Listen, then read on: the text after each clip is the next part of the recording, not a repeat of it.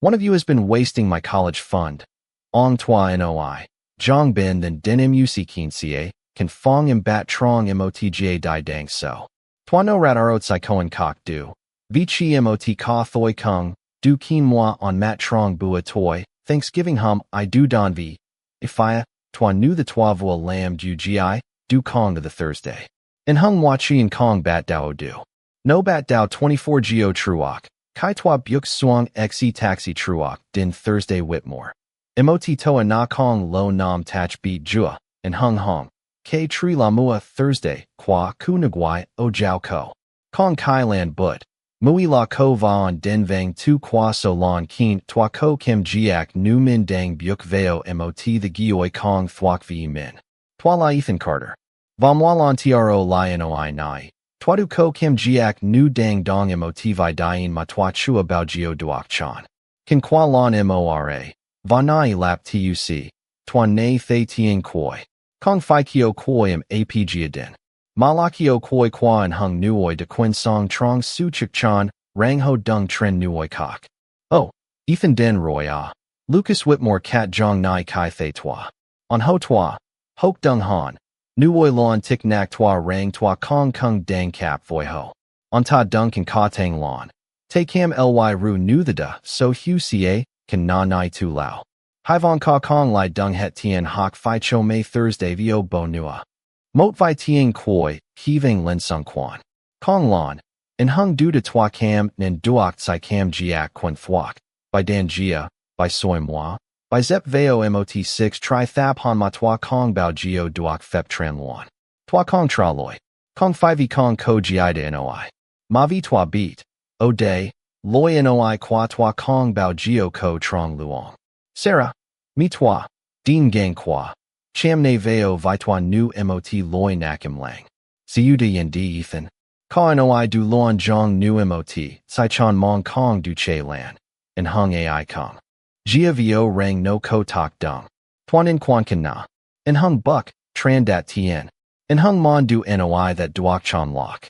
Vao jua tat ca la ong toi. Richard Whitmore. Nuoi dan ong ma ca jia din voa kin trong voa so high. Ong goyo koi bandai. Im lang quan sat moi Thursday nu the dang dan jia mot ban, bout sao han la mot bua and jia din. Kai toi byuk veo fongen. On matong dung lai tren toi lao han mot chut, so voi and hung nuoi kok. Kong fi su map. Kong fi su chow don. Chi la su quan sat. Bua toi Thanksgiving nam du bat dao nu moi nam kok. Guang gao. Lich su. Vade and hung lop noi trang. And hung toi kong beat, rang chi vi foot nu a thoi. Moi Thursday se by xe tok boi. Mot ka, noi duwe not tu chin nuoi, dan ong gwin luk not jia din nai. The sound of cutlery against porcelain filled the dining hall like a metronome for a life I was never really part of. Sit down, Ethan, Lucas said without even looking at me, as if I were an inconvenience rather than family.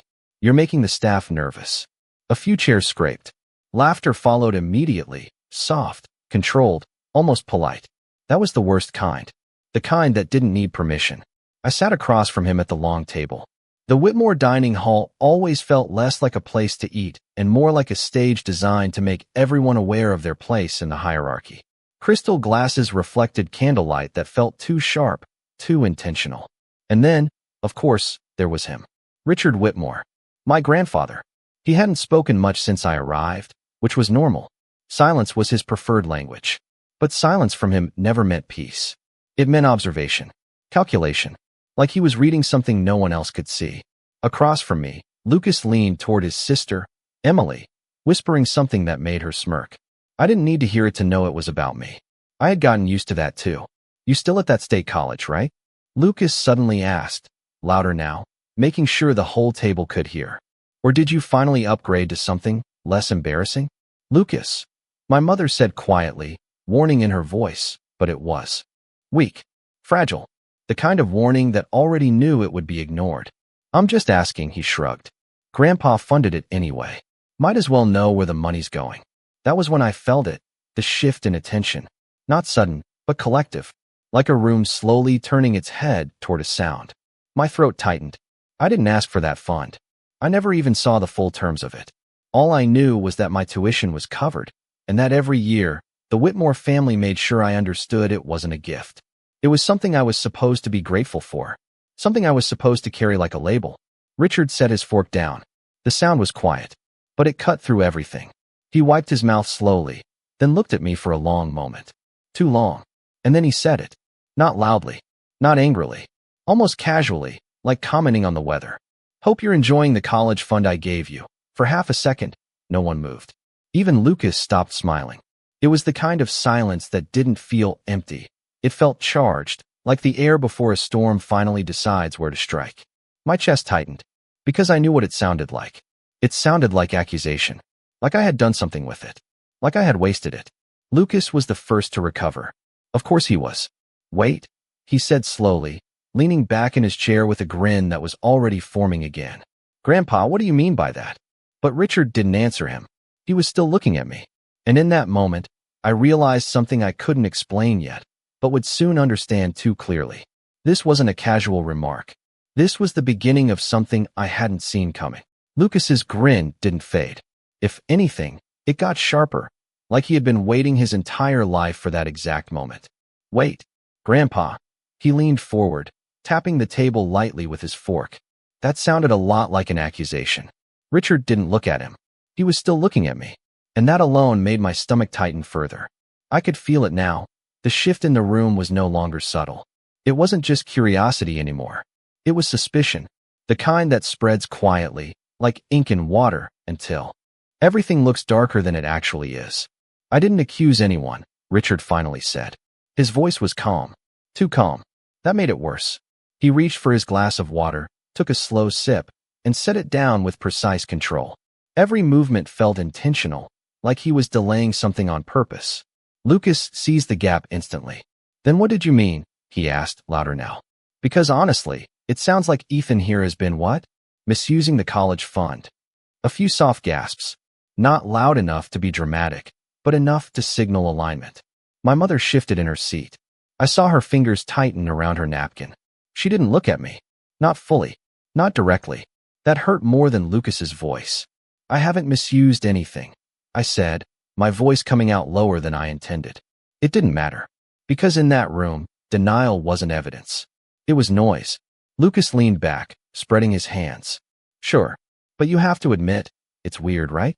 Grandpa gives out a fund, and suddenly Ethan's life is comfortable. Too comfortable for someone in his position." "His position," Emily repeated softly, almost amused. That phrase hit harder than it should have. My position, as if I had one carved out already. As if I was born into a category and expected to stay inside it. Richard finally broke his silence again. But this time, he didn't look at Lucas.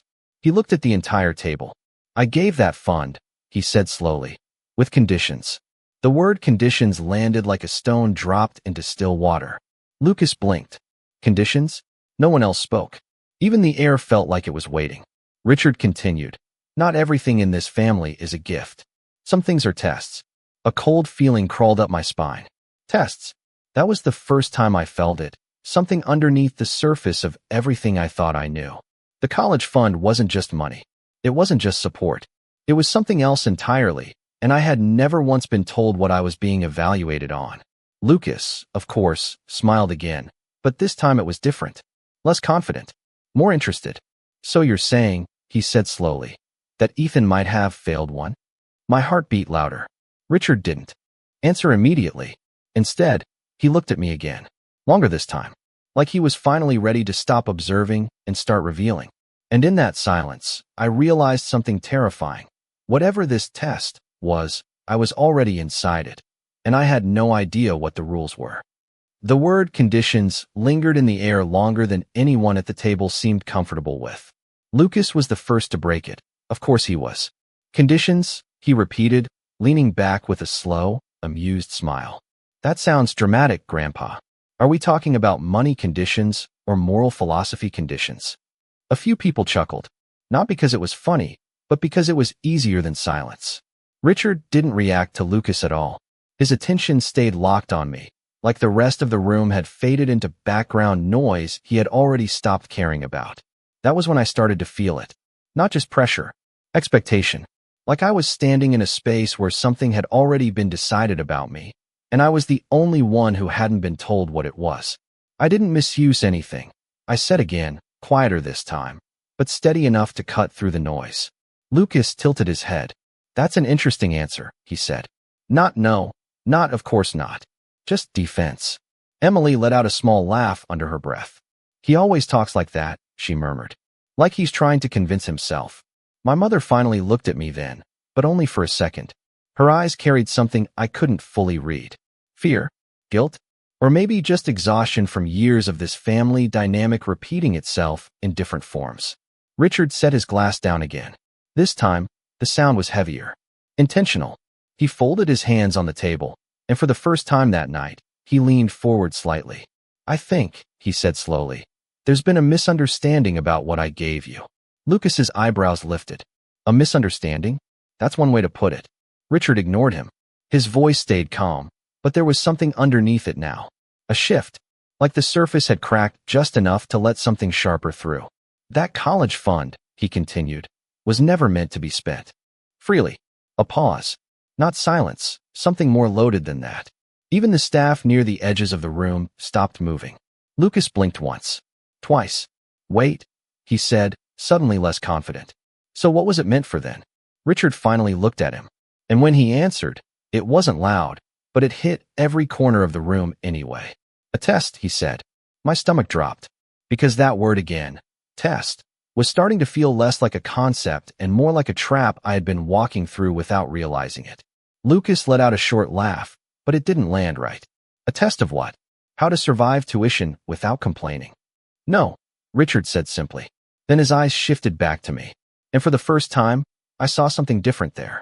Not suspicion, not judgment, but confirmation. As in, he continued, whether you were capable of handling responsibility without knowing the full rules. The room tightened. I could feel it, the invisible weight of every gaze pulling toward me again. Lucas stopped smiling completely, and I realized, too late, that whatever game this was, I had already been playing it for years without knowing it even existed. The word test didn't sit comfortably in the room. It hung there, heavy and invisible, like everyone was suddenly aware they were being watched even while doing something as ordinary as eating dinner. Lucas was the first to react, again, but this time the confidence in his voice had shifted just slightly. A test, he repeated, dragging the word out like he was trying to taste it. That's actually kind of extreme, don't you think? A few quiet laughs followed, but they were thinner now, less certain, more like people trying to reassure themselves that nothing unusual was happening. Richard didn't respond immediately. Instead, he leaned back slightly in his chair, studying the table like he was waiting for something to settle. That silence did more damage than any accusation, because now nobody was sure what role they were playing anymore. I felt it too. That strange pressure of being evaluated without knowing the criteria. Like every choice I had made in the past few years was suddenly being replayed in someone else's mind, but I didn't have access to the footage. Lucas tapped his fingers against the table. So let me get this straight, he said, forcing a casual tone that didn't fully land. Ethan's entire college fund situation is basically a secret exam, and he didn't even know he was enrolled. Emily smirked faintly. That's kind of funny when you say it like that. It wasn't funny. Not really. I could feel my mother beside me now, more tense than before. She still wasn't looking at me directly, but her posture had changed, like she was bracing for something she already feared might be true. Richard finally spoke again.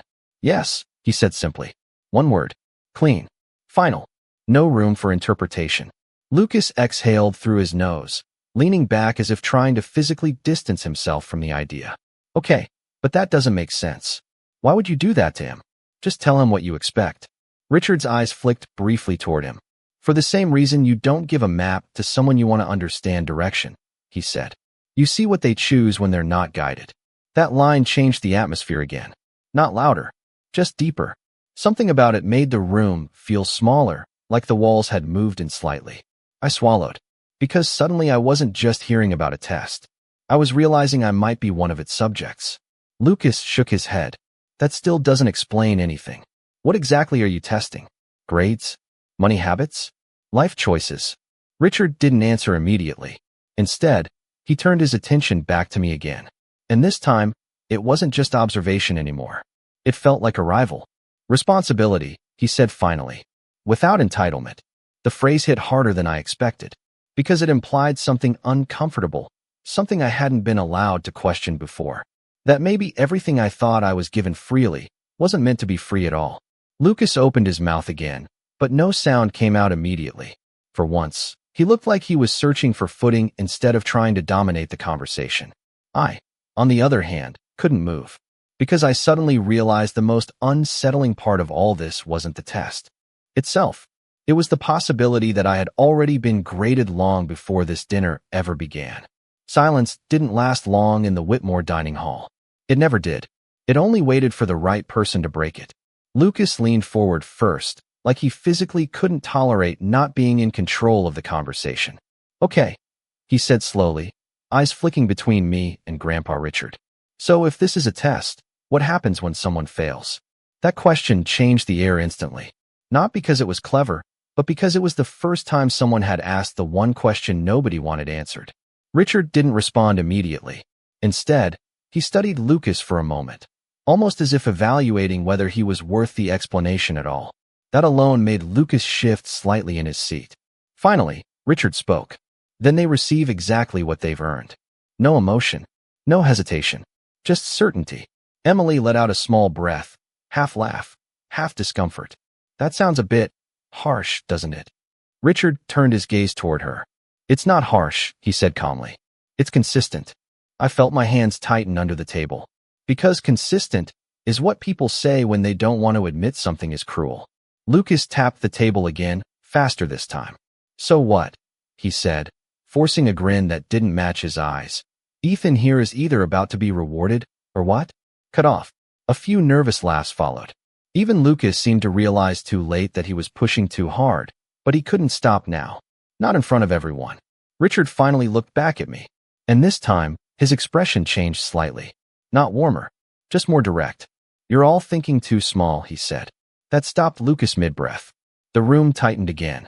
My mother's shoulders rose slightly, like she was bracing for impact. Richard continued. "The fund was never about spending or not spending." A pause. Long enough for everyone to lean into it. It was about what you do when you believe no one is watching your decisions. My throat went dry, because suddenly I remembered things I hadn't thought mattered before. Small choices. Moments I thought were invisible. Times I could have taken advantage of the money structure, but didn't even realize it was possible. Lucas frowned. "That doesn't make sense. How could that even be measured?" Richard's answer came immediately. "By outcome." One word again. Sharp. Final. Lucas scoffed, but it was weaker now. "So what? You've been tracking him, monitoring him." Richard didn't deny it. And that silence was the answer. My chest tightened, because that meant every assumption I had made about privacy, about autonomy, about being trusted with something. It had never been what I thought. I forced myself to speak. My entire college experience was part of this. The room shifted toward me again. Richard didn't hesitate. Yes. No elaboration. No apology. Just truth. And for the first time since I walked into that house, I realized something colder than embarrassment. I wasn't just sitting at a Thanksgiving dinner anymore. I was sitting inside a decision that had already been running long before I even understood I was part of it. The table no longer felt like a place where people were eating. It felt like a place where something was being decided. And I was suddenly the center of it. Lucas leaned back, but this time his confidence looked forced, like he was trying to reclaim a version of himself that had already started slipping. "So let me get this straight," he said, pointing loosely between me and Richard. "Ethan's been living under surveillance this whole time, and nobody thought that was insane." A few uncomfortable shifts around the table. Forks paused midair. Glasses stopped halfway to lips. But no one corrected him. That silence said more than agreement ever could. Richard didn't react to the word surveillance. He didn't flinch, didn't defend, didn't clarify. He just sat there, calm as ever, like he had already accounted for this reaction years ago. And that scared me more than anything else.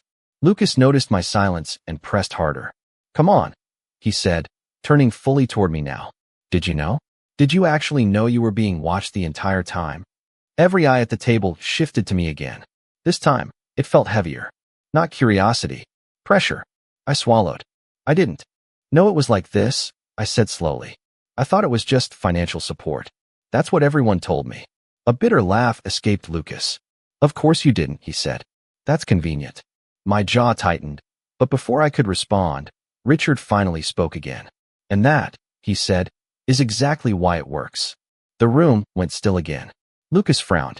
What does that even mean? Richard's gaze moved slowly across the table, not rushing, not reacting, just observing the unraveling effect his words were having. It means, he continued, that entitlement doesn't announce itself. It reveals itself under pressure. My stomach turned slightly, because I could feel where this was going, even if I didn't want to. Lucas leaned forward again, voice sharper now. So what? You engineered this entire situation just to see if Ethan would mess up? No, Richard said calmly. I observed what he would do without interference. That's the same thing. Lucas snapped. For the first time, there was real frustration in his voice. Not arrogance, not amusement, something closer to losing control. Richard didn't rise to it. Instead, he turned slightly toward me. And when he spoke again, it felt like the entire room was forced to listen. There were multiple paths available to you, he said. At every stage. My throat tightened, because suddenly I could feel those moments he was referring to. Choices I had made without knowing they were being counted. Opportunities one hadn't even recognized as tests. Lucas laughed again, but it was short now. Sharp. This is insane, he muttered. You can't seriously justify spying on your own grandson like this. Richard's expression didn't change. I didn't spy, he said. I structured an environment. The distinction meant nothing to Lucas, but everything to the logic behind it. My mother finally spoke, her voice quiet but strained. Richard, he's still your grandson. That landed differently, not as an argument, as a reminder. For the first time, Richard paused slightly. Just a fraction, but enough that I noticed. Enough that everyone noticed. And in that tiny hesitation, I felt something shift again, not outwardly, but underneath everything. Because I realized this wasn't just about a college fund anymore. It was about whether I had ever truly been seen as family, or as a decision being evaluated in real time.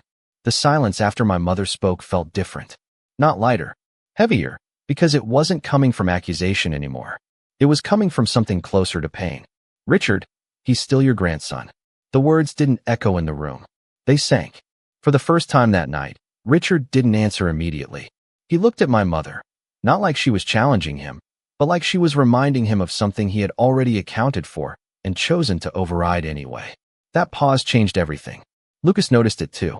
Of course he did. He leaned forward slightly, sensing an opening. Yeah, he said quickly, too quickly. This is getting kind of ridiculous. I mean, at what point does this stop being a test and start being, I don't know, just control? Richard finally shifted his gaze away from my mother. Back to the table. Back to me. And when he spoke, his voice was lower than before. Not softer, just more final. You all keep focusing on the method, he said. Not the result. Lucas scoffed. Because the method is insane. Richard didn't react. Instead, he reached into the inside pocket of his jacket. The movement was small, but the room changed instantly. Even Lucas stopped talking. Richard placed a thin folder on the table. No drama. No emphasis. Just placement. I didn't plan to reveal this tonight, he said.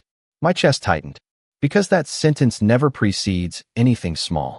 He slid the folder slightly forward. Until it was no longer his. It was ours. The outcome, he continued, has already been decided for some of you. A cold wave moved through the table. Emily shifted uncomfortably. Lucas frowned, suddenly less confident again. My mother went still beside me.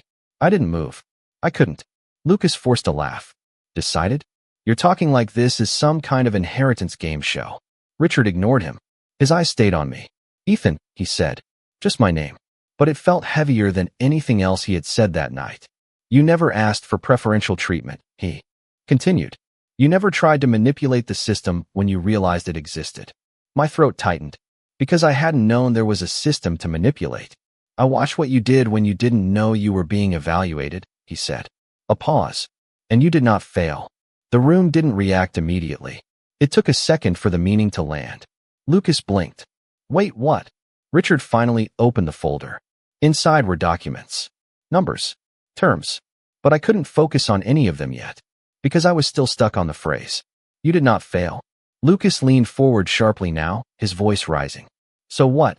He passes and just gets everything? That's it. Richard looked at him for a long moment. And then, for the first time that night, there was something almost like disappointment in his expression. No, he said. A pause. Not everything. My stomach dropped again, because the twist wasn't over. It was just changing shape. Richard slid one final page forward, and what I read there made the entire room feel suddenly, violently smaller, because whatever I thought I was being rewarded with was also something that came with a price no one had mentioned before. The page felt heavier than paper should ever feel. Richard didn't say anything at first after sliding it forward. He didn't need to.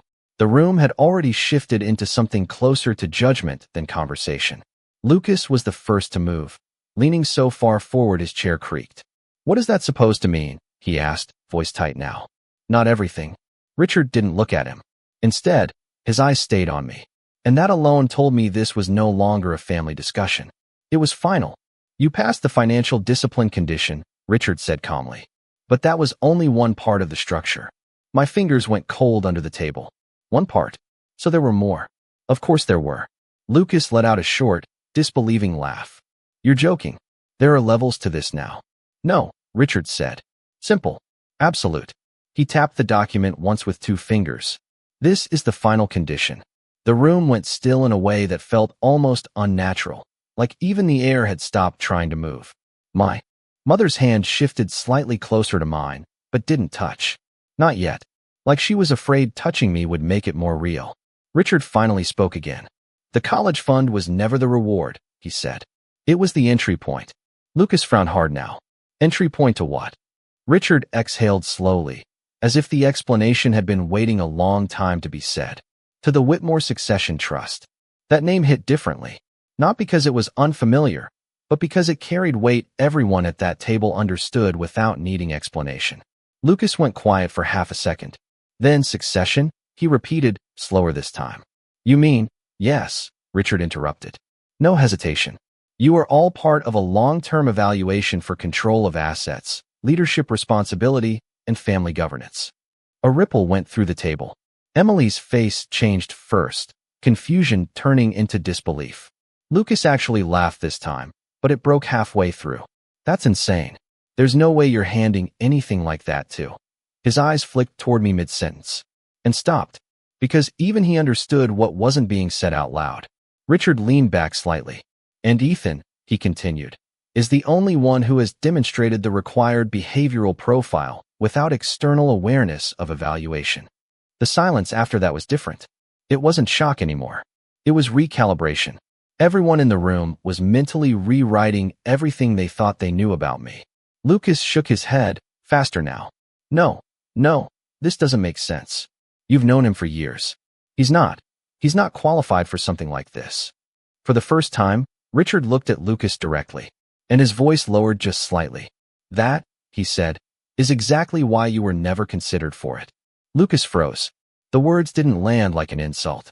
They landed like removal, like he had been quietly taken out of something he assumed he owned. Richard slid the final page toward me. I didn't touch it at first. I couldn't, because I could already feel what it represented before reading a single line. My name was at the top, legal terms beneath it, authority structures, control clauses. But one section stood out immediately. Conditional transfer of Whitmore oversight authority upon acceptance of fiduciary responsibility, contingent upon severing dependency-based expectations from family beneficiaries. I read it twice. Then again. Slowly, the meaning sharpened. This wasn't just inheritance. It was separation. If I accepted, I wouldn't just gain control of anything. I would be stepping out of the family structure that had defined me my entire life. Lucas finally spoke again, but his voice was quieter now. So what? He either becomes part of the empire, or he walks away with nothing. Richard didn't correct him, which was answer enough. All eyes shifted back to me again, but this time it felt different. Not like accusation, not like suspicion, like a door had opened, and everyone was waiting to see whether I would walk through it, or close it forever behind me. And in that moment, I understood the real test had never been about money. It was about whether I was willing to become someone they could no longer control, or remain someone they could still define.